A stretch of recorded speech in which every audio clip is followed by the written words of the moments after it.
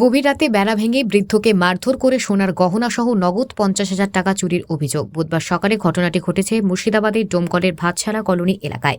মঙ্গলবার রাতে খাবার খেয়ে টালির ঘরে শুয়ে পড়েন 85 বছর বয়সী বৃদ্ধা আনিছা বেওয়া। তার বাড়ি থেকেই খানিকটা দূরে একমাত্র ছেলে আফজাল শেখের বাড়ি। এই রাতেই ঘুমিয়ে পড়তেই বেড়া ভেঙে বাড়িতে প্রবেশ করে দুষ্কৃতিকারীরা। তারা নাকছাবি এবং হাতের বালা ছিনিয়ে নিয়ে বৃদ্ধাকে মারধর করে বলে অভিযোগ। এমনকি নগদ 50,000 টাকাও বেপাত্তা বলে অভিযোগ পরিবারের। আহত বৃদ্ধার নাম আনিছা বেওয়া, তার বয়স 85 বছর। পরিবার সদস্যরা আহত বৃদ্ধাকে ডোমকল হাসপাতালে নিয়ে গেলে স্থানান্তর করে বহরমপুর মুর্শিদাবাদ মেডিকেল কলেজ হাসপাতালে। ঘটনার ডোমকল থানার পুলিশ এসে পুরো ঘটনার তদন্ত শুরু করেছে। ঘটনা হচ্ছে রাত্রে দাদি এখানে এসে শুয়েছিল, তারপরে তোকে বাইরে থেকে দুজন হোক কিন্তু হোক যা গ্রিস এসছে। রাত্রে আমরা তো জানছি না, বৃষ্টি হয়েছে। সকালবেলা এসে আমাদেরকে ফোন করে জানছে যে এই অবস্থা। কি হয়েছিল? হয়তো চুরির উদ্দেশ্যে এসছে।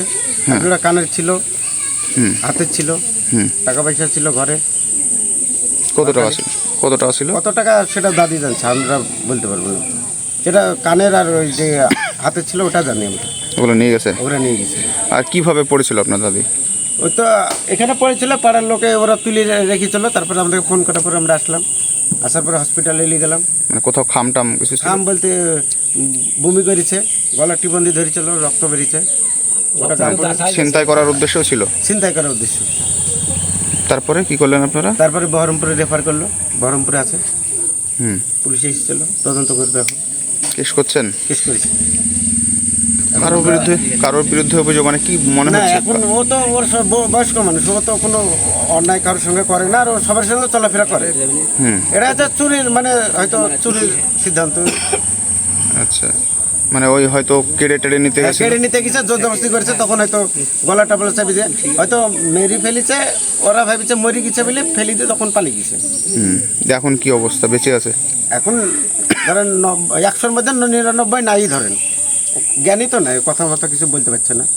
আমরা ধরেন তো সারা ঘুম পাচ্ছি এখানে, রাত্রে পানি টিনের শব্দ তো কিছুই বোঝা যায় না, ফ্যান চলছে। ভোরবেলায় এসে সদর নদপুরও চেতনও পাইনি।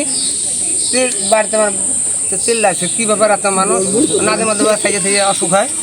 কারণ ওর বাড়িতে মনে হয় শরীর খারাপ, পানি ঢালছে মনে হয়, দেখা দিন রইল। তো আমরা সবাই যাই দেখছি, আসছি তো এইখানে আবার মানুষ গ্যাঞ্জাম করছে। রক্ত। কার বাড়ি এটা?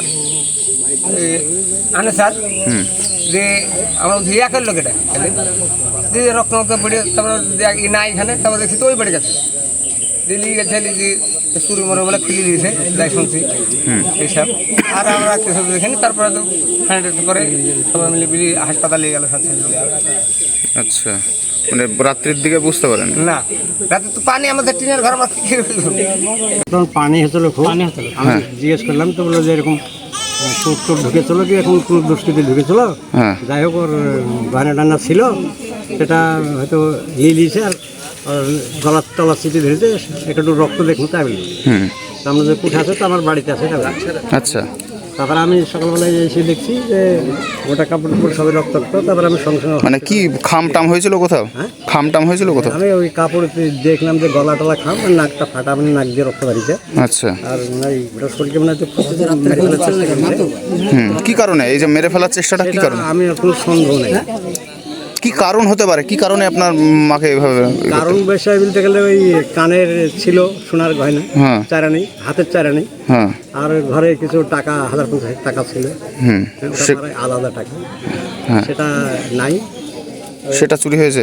সেটা চুরি হয়েছে। তো কেন আপনার মাকে এখানে রাখতে দেন কেন? আপনি তো থাকেন বড় দোতলা বাড়িতে। এখানে মাকে থাকতে ভালো লাগে। রাত 9টার সময় খাবার দিয়ে গেছি মাকে। হ্যাঁ, প্রতিদিনই মা বৃষ্টি না হলে বাড়িতে যেই খাইয়ে খাওয়া দাওয়া করে, আমার কাছেই থাকে। খাওয়া দাওয়া সমস্ত কিছু, ওষুধ পানি, যত কিছু চিকিৎসা সব মারা চলে। এবার এখানে থাকতে মা ভালোবাসে। আচ্ছা, এইখানে আমার আগে বাড়ি, আগের বাড়ি নতুনভাবে ওখানে বাড়ি হয়েছে, ওখানে থাকবে। মাকে বলি যে ওখানে থাকো না, তুমি আমার কাছে থাকো বাড়িতে। মা বলে যে না, আমাকে ওখানে ভালো লাগে। সেটা পাড়ার প্রত্যেকেই জানে। এখন আপনার মা কেমন, কি অবস্থায় আছে? মার অবস্থা বলতে গেলে কথা টথা কিছু নাই। হ্যাঁ, কোনো জ্ঞান ট্যান মানে আছে কি নাই সেটা জানি। নিয়ে চলে গেল ওই এফআইআর দিল হাসপাতাল থেকে। আচ্ছা। কারো উপরে সন্দেহ আছে কিছু? না, আমার এখানে তো কোনো মানুষের কোনো সন্দেহ নেই। কি নাম আপনার? আমার নাম মোহাম্মদ আফজাল শেখ। আর আপনার মার নাম? আমার নাম আনিসা। বয়স কেমন? বয়স মার 85। ঠিক আছে। ব্যুরো রিপোর্ট, চেতনা টিভি।